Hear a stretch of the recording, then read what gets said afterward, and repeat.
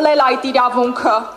Մեզ հարկադիր գաղթականի, կրկնակի գաղթականի կարգավիճակ տալով։ Մեզ փորձում են համոզել, որ սա ստամոքսակռիվ է։ Մարդկանց մեջ տարբեր տեսակի թեզեր են լցնում, այնինչ սա ստամոքսակռիվ չէ։ Եթե 40+10 դադարում է, մարդիկ հայտնվում են դրսերում, ինչ պետք է անեն, հարցնում եմ։ Ստիպված է լինելու մեծ մասը արտագաղթել։ Իսկ ինչպես կարելի է պայմանական Ռոստովից կամ չգիտեմ Պորտուգալիայից պայքարել վերադարձի իրավունքի համար։ Վերադարձի իրավունքը հնարավոր է կայացնել միմիայն մեր մայր հայրենիքում։ Այսօրվա երեկվա ուսուցիչը արցախցի այսօր ծանր ֆիզիկական աշխատանք է կատարում։ Հարցնում եմ ձեզ, ինչու։ Երեկվա ազատամարտիկը 1000 պատերազմ անցած այսօր տաքսի է վարում։ Ինչու։ Ինչ է, մեր պաշտպանունակությունը լավացնելու կարիք չունենք։ Ինչու այս մարդիկ մինչև հիմա դրսերում են։ Իբր գոյություն ունի զբաղվածության ծրագիր, որտեղ է դրա արդյունքը, ապա ինչու են մարդիկ շարունակում աշխատանք փնտրել եւ գտնում միայն միջինից ցածր աշխատավարձով աշխատանք։ Երբ որ ասում եք, որ դադարեցնում եք 40+10, դուք ընդհանրապես մտածում եք մեր 55 եւ բարձր տարիքի ծնողների մասին,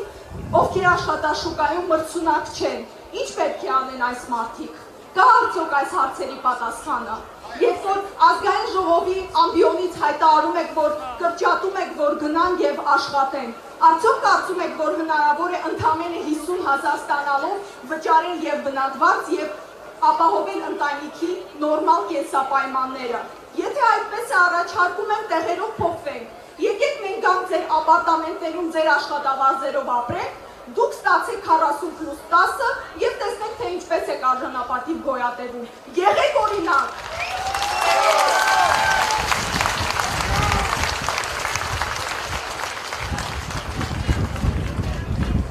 Ասում են արցախցին չի ուզում աշխատել։ Արցախցի մայրը տանում է իր երեխային մանկապարտեզ, չեն ընդունում։ Ասում են առաջնահերթություն ունեք, եւ երբ որ մայրը նշում է, որ Արցախից բռնի տեղահանված են, ասում են դա առաջնահերթություն չէ։ Հեշտ է, չէ՞ մի կողմից ասել արցախցին չի ուզում ինտեգրվել, մյուս կողմից ամեն ինչ անել, որպեսզի չկարողանա ինտեգրվել։ Ինչպես աշխատի մայրը, երբ դուք նրան դա թույլ չեք տալիս, եւ ձեզ համար բռնի տեղահանությունը առաջնահերթություն չէ։ Ինչն է ձեզ համար առաջնահերթություն, հարցնում եմ։ Եթե դա չի առաջնահերթությունը, ո՞րն է առաջնահերթությունը։ Մարդկանց հարկադիր ստիպել, որ արտագաղթեն, մարդկանց ստիպել, որ թողնեն իրենց մայր հայրենիքը, գնան եւ ուծացվեն։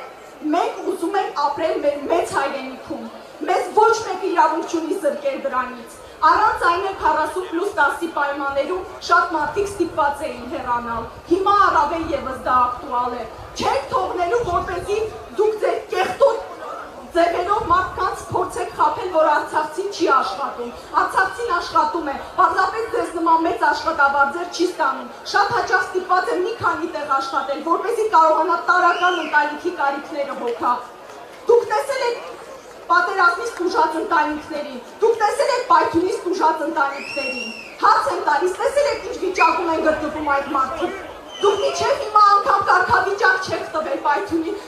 զոհ դարձածներին։ Ձեր կարծիքով դա Շտապօգնություն կխնդրեինք մոտենալ բեմին, ներեցեք Տաթևիկ։ Շտապօգնության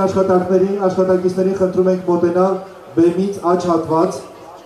Հովհաննես Թումանյանի արձանի մոտ խնդրում ենք շտապօգնության աշխատակիցներ մոտենան Թումանյանի արձանի մոտ։ Ներեցեք Տաթևիկ։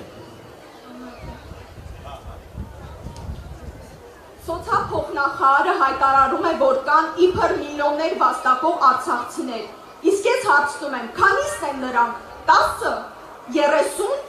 50,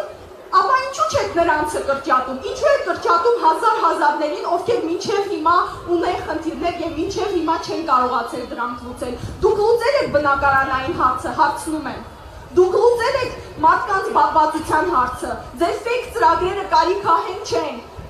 Արցախյան ՀԿ-ները եւ ոչ միայն արցախցիների իրավունքների հարցով զբաղվող բազմաթիվ անհատներ եւ կազմակերպություններ առաջարկություններ են ներկայացում կառավարություն, որտեղ է մնում դրանք։ Հայտարարում են, որ նախ եւ առաջ բռնի տեղահանվածների հետ են քննարկում հարցերը։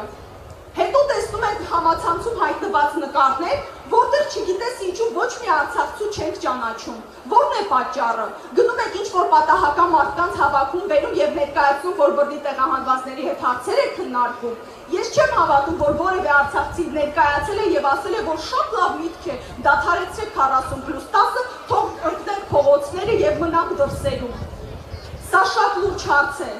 Սա շատ կարևոր հարց է։ Եթե այստեղ հավաքվել են, ուրեմն պետք է ամեն ինչ անենք, որ այդ հարցը լուծվի։ Հերիք է, սա ստամոքսակռիվ չէ, մի մոլորեցրեք մարդկանց, 40+10-ը այլ ընտրանք չունի։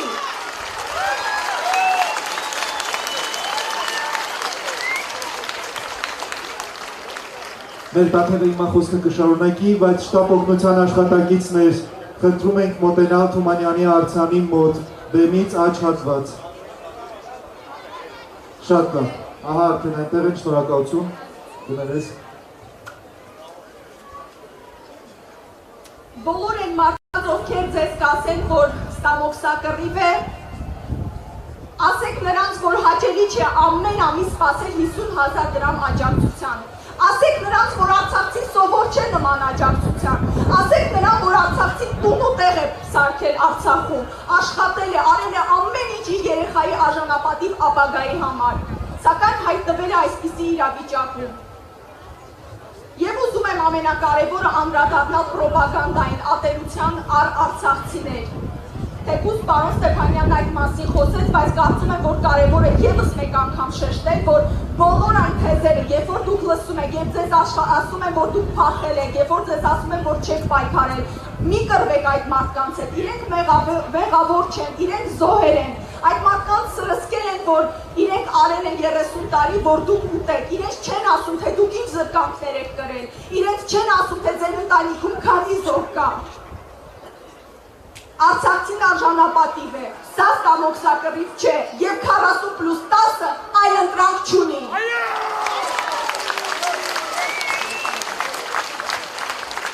Շնորհակալություն մեր Տաթևիկին, շնորհակալ ենք։ Հարգելի հայրենակիցներ, այսօր այստեղ ենք ոչ միայն լսելու դարձնելու մեր ձայնը, այլև վերահաստատելու մեր իրավունքները, որպես արժանապատիվ քաղաքացիներ, որպես հայրենիքից զրկված, բայց չհանձնվող արցախցիներ։ Մեր պայքարը ոչ միայն